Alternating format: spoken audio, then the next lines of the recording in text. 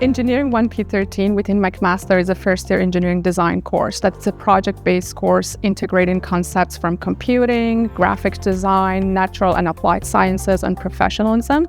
It's very hands-on because it runs from September to April. Students learn the concept within the lecture, practice in the lab, and apply it within the projects of the course. In past couple of years, I've been working with Veolia. They are one of the pioneers in water solutions and technology.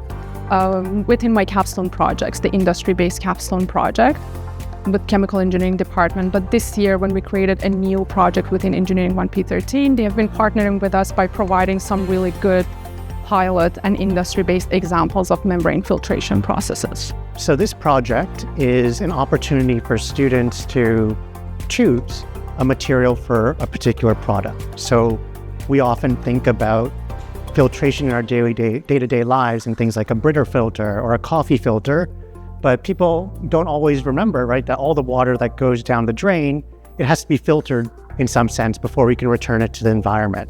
And that's the essence of this project, is for students to consider, when we have that water, how is it treated and filtered out? So in fact, the main aspect of this project is them choosing the material to make those filters out of. So this project actually combines elements of materials engineering, chemical engineering, and civil engineering all together. And the goal of this was to ensure that our general first-year engineering gives a good representation of all the different disciplines. Originally came into P2, this new project on wastewater filtration, working with Brian.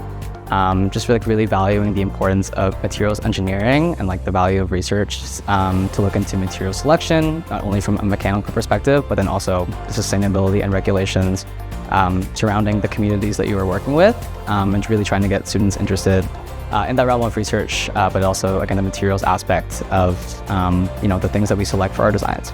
These industry-based partnerships are really important for first-year students, so they actually can see the hands-on experience, how the theory that they learn within the course can be translated to the actual applications within different industries.